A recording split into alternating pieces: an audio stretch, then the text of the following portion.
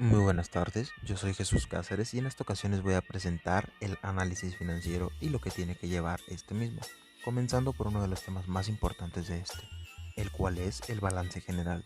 ¿Y qué es un balance general? Bueno, el balance general es un informe financiero contable que refleja la situación económica y financiera de una empresa en un momento determinado. Dentro de su estructura se encuentran tres apartados, los cuales representados con el número uno son los activos y dentro de este está el activo corriente, el activo no corriente y los activos intangibles. Con el número 2 representado están los pasivos y dentro de este está el pasivo corriente y el pasivo no corriente. Dentro del último apartado se encuentra patrimonio, del cual derivan el capital social, las utilidades retenidas y las reservas. Para obtenerlo, obviamente que necesitamos de una fórmula, que además es bastante sencilla, y es activo es igual a capital contable más pasivo. Y con esto podemos cumplir el objetivo principal, el cual es conocer la posición financiera de la empresa en un periodo determinado. Una vez conociendo esto, podemos pasar al siguiente tema, el cual es el estado de resultados. ¿Y qué es un estado de resultados? Bueno, el estado de resultados es un estado financiero que muestra ordenada y detalladamente la forma de cómo se obtuvo el resultado del ejercicio durante un periodo determinado, y sus partes están estructuradas de la siguiente manera. Representados con el 1 está el nombre de la empresa a quien vamos a hacer el estado de resultados más la fecha. Representados con el número 2 están los datos sobre las ventas y la utilidad de la empresa.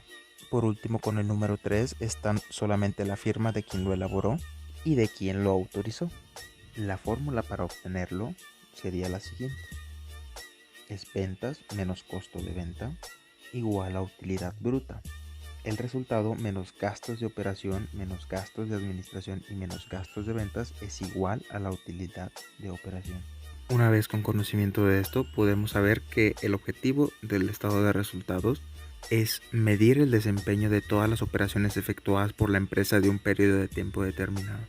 Y antes de continuar con los demás temas, echemos un vistazo a cómo está estructurado el análisis financiero. De este derivan las razones de liquidez, el método de análisis vertical, el estado de resultados, el método de análisis horizontal, las razones financieras, el balance general y las razones de rentabilidad, las cuales serán explicadas más adelante de este video. Comenzando, ¿por qué no?, por el método de porcientos integrales, o también llamado método de análisis vertical. ¿En qué consiste? Consiste, o más bien dicho, se emplea para analizar estados financieros como los que vimos al principio de este video, ya sea el balance general o el estado de resultados, comparando las cifras de forma vertical, claro. Entre sus partes podemos encontrar las siguientes. Ya con el balance general realizado están los activos circulantes y no circulantes, que ya en su balance general podemos ver que el total de activos es un número X y el total de activos circulante o no circulante también es un número X, dependiendo de la empresa, obviamente, que estemos analizando y de sus datos. Para sacar el total de estos mismos, lo único que tenemos que hacer es sumar. Mismo caso con los pasivos, total pasivo, pasivo circulante y pasivo no circulante. Todo esto obviamente con datos proporcionados de la empresa a la que le estemos haciendo el análisis vertical, y todo esto es comprobado con el balance general, que es la suma de todos estos mismos. En resumen, poniendo un ejemplo, tomamos como base 100%, que es el total de pasivos circulantes, y ese 100% le vamos sacando derivados, que son los datos que nos proporcionó la empresa, partiendo obviamente de ese 100%. Continuando con otro tema que está relacionado al método de análisis vertical, nos encontramos con el método de análisis horizontal, que es un procedimiento que consiste en comparar estados financieros homogéneos en dos o más periodos consecutivos. Para determinarlo será explicado con un ejemplo de manera bastante sencilla.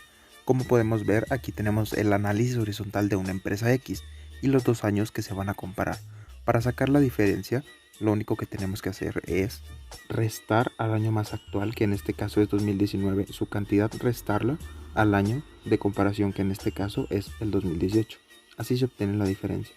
Y para obtener el porcentaje, lo único que tenemos que hacer es dividir esa diferencia entre el año de comparación, que en este caso es 2018. Para llamarlos de una forma más correcta, la diferencia se puede también conocer como variación absoluta y el porcentaje como variación relativa. Podemos pasar al siguiente tema, el cual es razones simples. ¿Y qué son las razones simples? Bueno, Estas son un procedimiento que consiste en determinar las diferentes relaciones de dependencia que existen al comparar geométricamente las cifras de dos o más conceptos que integran el contenido de los estados financieros de una empresa determinada. Estas se clasifican en dos apartados, las cuales son liquidez y endeudamiento. Y bueno, para saber cómo se sacan todas ellas, simplemente tenemos que irnos a las fórmulas. Una de las razones simples es la prueba ácida, que es el activo corriente menos inventario entre pasivo corriente. Otra de estas es el capital neto, y su fórmula es activo circulante menos capital circulante. Otra de estas es índice de solvencia, el cual se obtiene al dividir el activo corriente entre el pasivo corriente. La siguiente, que es la razón de endeudamiento, que es el pasivo total entre el activo total.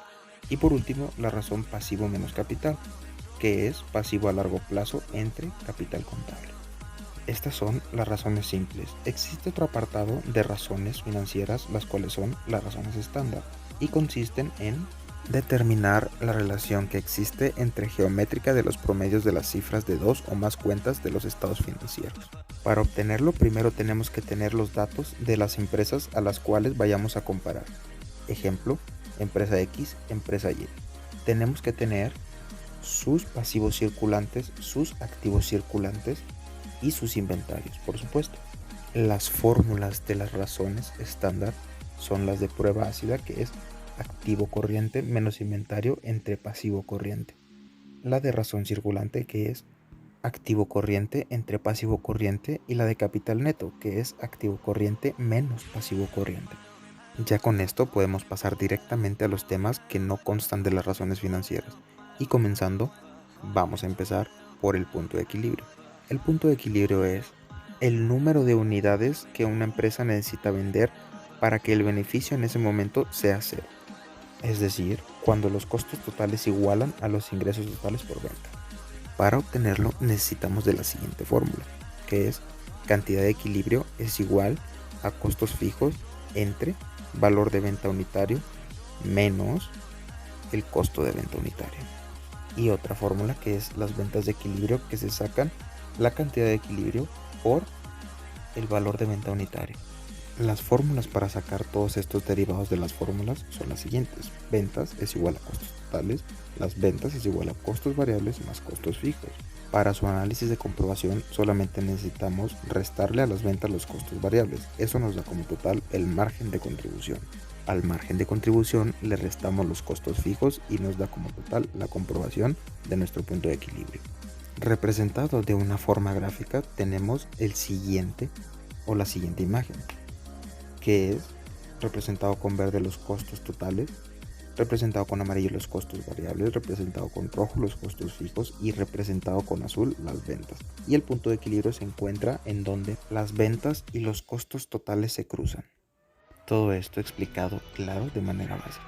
Pasamos al siguiente tema, el cual es el análisis de tendencias. Y bueno, para explicar brevemente en qué consiste el análisis de tendencias, que su estudio radica en hacer posible la estimación sobre bases adecuadas de los probables cambios futuros en las empresas y cómo y por qué las afectarán.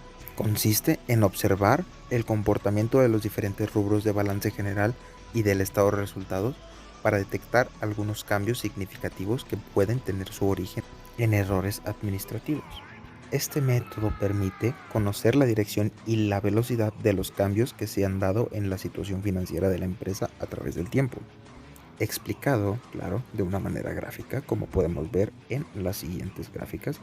Las ventas, como fueron aumentando cada año, la utilidad neta también, como fue disminuyendo o aumentando, y el costo de ventas. Esto nos permite ver el crecimiento o la decadencia que está teniendo el negocio. Y por ello se pueden analizar los posibles problemas futuros del mismo. Ya para terminar, vamos a finalizar con dos de los métodos del control presupuestal más utilizados por las empresas. El primero, como podemos observar en pantalla, es el presupuesto maestro, que consiste o es básicamente el plan estratégico gerencial para el futuro de la empresa. Es utilizado por la gerencia de la compañía para tomar decisiones estratégicas a gran escala según la estrategia a largo plazo y lo previsto para el año actual. Los datos que necesitamos para obtener el presupuesto maestro son las ventas, las materias primas o su cantidad, los gastos totales, la mano de obra, gastos de administración y la utilidad de la empresa. Esto, claro, explicado de manera básica, muy básica. Ya para finalizar, tenemos el presupuesto anual, que como su nombre lo dice, pues es el presupuesto de una empresa con los datos financieros de todo el año. Para obtener lo básico, como podemos ver en la siguiente representación, el financiamiento y el pago de máquinas es la suma de inversiones de maquinaria y equipo. El resultado de esta operación es la misma durante los siguientes 12 meses. Lo que está representado de color azul, estas cantidades se dividen entre 12 meses, que son cantidades originales, las cuales vienen del estado de resultados y de la base de datos.